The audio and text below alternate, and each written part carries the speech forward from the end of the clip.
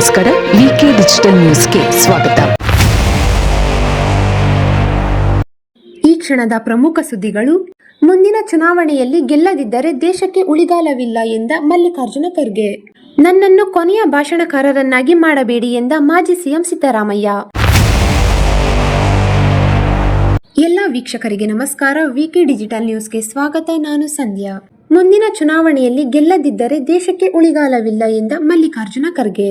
ರಾಮನ ಹೆಸರಿನಲ್ಲಿ ಚುನಾವಣೆ ನಡೆಸಿ ಬಿಜೆಪಿ ಅಧಿಕಾರಕ್ಕೆ ಬಂದಿದೆ. ರಾಮ ಮಂದಿರದ ಪೂಜಾರಿಯೇ ಹುಂಡಿ ದುಡ್ಡು ಹೊಡೆದಿರುವುದು ಕಂಡು ಬಂದಿದೆ. ರಾಮನ ಹೆಸರಿನಲ್ಲಿ ಹಣ ಲೂಟಿ ಮಾಡಿ ಆಗಿದೆ. ರಾಮ ಮಂದಿರದ ಹುಂಡಿ ದುಡ್ಡನ್ನು ಬಿಜೆಪಿ ನಾಯಕರ ಶಿಷ್ಯರೇ ಹೊಡೆದಿದ್ದಾರೆಯೇ ಅಥವಾ ಬೇರೆಯವರೇ ಎಂಬುದರ ಬಗ್ಗೆ ಶೀಘ್ರ ತನಿಖೆ ಆಗಬೇಕು. ಇಲ್ಲಿನ ಸರ್ಕಾರ ಎಸ್ಐಟಿ ರಚನೆ ಮಾಡಬೇಕು ಎಂದು ತಿಳಿಸಿದರು. ಆರ್ಎಸ್ಎಸ್, ಬಿಜೆಪಿ ಮತ್ತು ಪ್ರಧಾನಿ ಮೋದಿ ದೇಶವನ್ನು ಹಾಳು ಮಾಡುತ್ತಿದ್ದು, ನರೇಂದ್ರ ಮೋದಿ ಅವರಿಗೆ ಶೀಘ್ರ ಸಂಕಷ್ಟ ಎದುರಾಗಲಿದೆ. ಮುಂದಿನ ಚುನಾವಣೆಯಲ್ಲಿ ಕಾಂಗ್ರೆಸ್ ಅಧಿಕಾರಕ್ಕೆ ಬಾರದಿದ್ದರೆ ಈ ದೇಶಕ್ಕೆ ಉಳಿಗಾಲವಿಲ್ಲ ಎಂದು ಎಐಸಿಸಿ ಅಧ್ಯಕ್ಷ ಮಲ್ಲಿಕಾರ್ಜುನ ಖರ್ಗೆ ಹೇಳಿದ್ದಾರೆ. ಇನ್ನು ನೀಟ್ ಪರೀಕ್ಷೆ ಸಮರ್ಪಕವಾಗಿ ನಡೆಸಲಾಗಿದೆ. ಲಕ್ಷಾಂತರ ವಿದ್ಯಾರ್ಥಿಗಳಿಗೆ ಸಮಸ್ಯೆ ಮಾಡಲಾಗಿದೆ. ನೀಟ್ ಪರೀಕ್ಷೆ ಬದಲು ಕರ್ನಾಟಕ ಮಾದರಿಯ ಸಿಇಟಿ ಪರೀಕ್ಷೆ ಮಾಡಬೇಕು. ಅದಕ್ಕೆ ಪಿಯು ಅಂಕಗಳನ್ನು ಸೇರಿಸಬೇಕು. ಹಾಗೂ ಮೆಡಿಕಲ್ ಸೀಟುಗಳು ಶ್ರೀಮಂತರ ಪಾಲಾಗುತ್ತಿದೆ.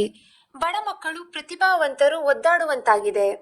ನೀಟ್ ಅಕ್ರಮದ ಹೊಣೆ ಹೊತ್ತು ಕೇಂದ್ರ ಶಿಕ್ಷಣ ಸಚಿವ ಧರ್ಮೇಂದ್ರ ಪ್ರಧಾನ್ ರಾಜೀನಾಮೆ ನೀಡಬೇಕು.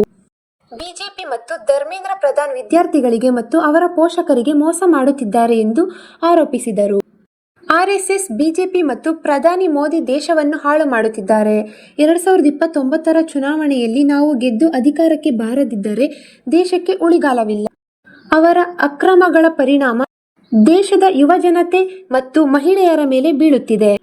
ಕಾಂಗ್ರೆಸ್ ಅಧಿಕಾರದಲ್ಲಿದ್ದಾಗ ಸಣ್ಣ ಬೆಲೆ ಏರಿಕೆಯಾದರೂ ಪ್ರತಿಭಟನೆ ಮಾಡುತ್ತಿದ್ದರು. ಈಗ ಅವರೆಲ್ಲ ಎಲ್ಲಿದ್ದಾರೆ ಎಂಬುದೇ ಕಾಣುತ್ತಿಲ್ಲ.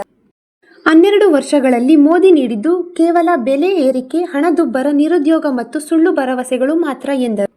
ಮೋದಿ ನೇತೃತ್ವದ ಸರ್ಕಾರ ಬಿದ್ದೇ ಬೀಳುತ್ತದೆ. ಮೋದಿ ಅವರಿಗೆ ಶೀಘ್ರದಲ್ಲಿ ಸಂಕಷ್ಟ ಎದುರಾಗುತ್ತದೆ. ದೇಶದ ಶಿಕ್ಷಣದಲ್ಲಿ ದಿಕ್ಕು ತಪ್ಪಿಸುವ ಪಾಠಗಳನ್ನು ಸೇರಿಸಲಾಗಿದೆ. ಶಿಕ್ಷಕರು ಸೇರಿ ಅನೇಕ ಹುದ್ದೆಗಳಿಗೆ ಆರ್ಎಸ್ಎಸ್ ಹಿನ್ನೆಲೆಯ ಜನರನ್ನು ಸೇರಿಸಲಾಗುತ್ತಿದೆ. ಇದೇ ರೀತಿ ಮುಂದುವರೆದರೆ ದೇಶ ಹಾಳಾಗುತ್ತದೆ. ತೈಲ ಬೆಲೆ, ಅಗತ್ಯ ವಸ್ತುಗಳ ಬೆಲೆ ಹೆಚ್ಚಳ ಮಾಡಿದ್ದೆ ಮೋದಿ ಸಾಧನೆ ಎಂದು ಮಲ್ಲಿಕಾರ್ಜುನ ಖರ್ಗೆ ಹೇಳಿದರು. ನನ್ನನ್ನು ಕೊನೆಯ ಭಾಷಣಕಾರರನ್ನಾಗಿ ಮಾಡಬೇಡಿ ಎಂದ ಮಾಜಿ ಸಿಎಂ ಸಿದ್ದರಾಮಯ್ಯ. ನಿನ್ನೆ ನಡೆದ ಕೆಪಿಸಿಸಿ ಅಧ್ಯಕ್ಷ ಬಿಕೆ ಹರಿಪ್ರಸಾದ್ ಅವರ ಪದಗ್ರಹಣ ಕಾರ್ಯಕ್ರಮದಲ್ಲಿ ಸಿದ್ದರಾಮಯ್ಯ ಮಾತನಾಡುತ್ತಾ, ಇವತ್ತು ನಾನೇ ಕೊನೆಯ ಭಾಷಣಕಾರ. ಇನ್ಮುಂದೆ ನನ್ನನ್ನು ಕೊನೆಯ ಭಾಷಣಕಾರರನ್ನಾಗಿ ಮಾಡಬೇಡಿ ಎಂದು ಅಧ್ಯಕ್ಷರಿಗೆ ಮನವಿ ಮಾಡುತ್ತೇನೆ ಎಂದು ಮಾಜಿ ಸಿಎಂ ಸಿದ್ದರಾಮಯ್ಯ ಅವರು ಹೇಳಿದ್ದಾರೆ. ಬಿಜೆಪಿ ಮತ್ತು ಆರ್ಎಸ್ಎಸ್ ವಿರುದ್ಧ ಹರಿಪ್ರಸಾದ್ ಹೋರಾಟ ಮಾಡ್ತಾರೆ. ಅವರ ಪ್ರಯತ್ನವನ್ನು ಎಲ್ಲ ಕಾಂಗ್ರೆಸ್ ಕಾರ್ಯಕರ್ತರು ಮಾಡಬೇಕು. ಇಲ್ಲಿಯವರೆಗೆ ಅಧ್ಯಕ್ಷರಾಗಿ ಕೆಲಸ ಮಾಡಿದ ಡಿಕೆ ಶಿವಕುಮಾರ್ ಅವರಿಗೆ ಧನ್ಯವಾದಗಳು. ನಾನು ವಿರೋಧ ಪಕ್ಷದ ನಾಯಕನಾಗಿ ಸಿಎಂ ಆಗಿ ರಾಜ್ಯದ ಅಭಿವೃದ್ಧಿಪಡಿಸಿರುವ ಕೆಲಸ ಮಾಡಿದ್ದೇನೆ. ಪ್ರಣಾಳಿಕೆಯಲ್ಲಿ ಕೊಟ್ಟಿರುವ ಭರವಸೆಗಳನ್ನು ಈಡೇರಿಸುವ ಪ್ರಾಮಾಣಿಕ ಪ್ರಯತ್ನ ಮಾಡಿದ್ದೇವೆ. 5 ಗ್ಯಾರಂಟಿಗಳನ್ನು ಜಾರಿಗೊಳಿಸಿದ್ದೇವೆ ಎಂದು ಅವರು ಈ ಸಂದರ್ಭದಲ್ಲಿ ತಿಳಿಸಿದರು. ಎಲ್ಲ ಗ್ಯಾರಂಟಿ ಭರವಸೆಗಳನ್ನು ಈಡೇರಿಸಿದ್ದೇವೆ.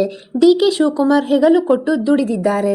ನಾವು ಅನೇಕ ಹೋರಾಟಗಳನ್ನು ಮಾಡಿ ಪಕ್ಷ ಸಂಘಟನೆ ಮಾಡಿ 2023ರಲ್ಲಿ ಶಿವಕುಮಾರ್ ಅಧ್ಯಕ್ಷರಾಗಿ, ನಾನು ವಿರೋಧ ಪಕ್ಷದ ನಾಯಕನಾಗಿ 134 ಸ್ಥಾನ ಗೆಲ್ಲಿಸಿದ್ದೆ. ಇದಕ್ಕೆ ನಾವೆಲ್ಲ ಕಾರಣ ಎಂದು ಮತದಾರರಿಗೆ ನಾನು ಧನ್ಯ ಎಂದರು. ಹರಿಪ್ರಸಾದ್ ಅವರು 5 ದಶಕಗಳ ಕಾರ್ಯಕರ್ತರಾಗಿ ನಿಷ್ಠೆಯಿಂದ ಕೆಲಸ ಮಾಡಿದ್ದಾರೆ.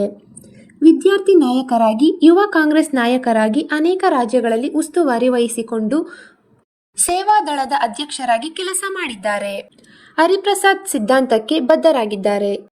ಕಾಂಗ್ರೆಸ್ನ ಮೂಲ ಸಿದ್ಧಾಂತ, ಸಂವಿಧಾನ ಆಶಯವನ್ನು ಜಾರಿ ಮಾಡುವ ಕೆಲಸ ಮಾಡ್ತಾರೆ ಎಂದು ಭರವಸೆ ನೀಡಿದರು. ಬಿಜೆಪಿ ಅಧಿಕಾರಕ್ಕೆ ಬಂದ ನಂತರವಂತೂ ದೇಶವನ್ನೇ ಹಾಳು ಮಾಡುತ್ತಿದೆ. ಅನೇಕ ಸಂಸ್ಕೃತಿಗಳನ್ನು ಹೊಂದಿರುವ ದೇಶ ಭಾರತ. ಬಹುತ್ವ ಕಾಪಾಡಿಕೊಳ್ಳುವ ಅವಶ್ಯಕತೆ ಇದೆ. ಹರಿಪ್ರಸಾದ್ಗೆ ಕಾರ್ಯಕರ್ತರಿಗೆ ಸವಾಲು. ಕಾಂಗ್ರೆಸ್ನ ಇತಿಹಾಸ ಗೊತ್ತಿಲ್ಲ. ಸ್ವಾತಂತ್ರ್ಯ ಹೋರಾಟದಲ್ಲಿ ನಮ್ಮ ಪಾತ್ರ ಏನು ಅಂತ ಗೊತ್ತಿಲ್ಲದವರು ಇದ್ದಾರೆ. ಕಾರ್ಯಕರ್ತರು ಹರಿಪ್ರಸಾದ್ ಜೊತೆ ನಿಲ್ಲಬೇಕು. ಜಿಲ್ಲಾ ತಾಲೂಕು ಬೂತ್ ಮಟ್ಟದಲ್ಲಿ ಶಿಬಿರ ಮಾಡಬೇಕು ಎಂದು ಅವರು ಸಲಹೆ ನೀಡಿದರು. ಇದು ಈವರೆಗಿನ ಸುದ್ದಿಗಳು. ಮತ್ತಷ್ಟು ಸುದ್ದಿಗಳಿಗಾಗಿ ನೋಡ್ತಾ ಇರಿ ವಿಕೆ ಡಿಜಿಟಲ್ ನ್ಯೂಸ್.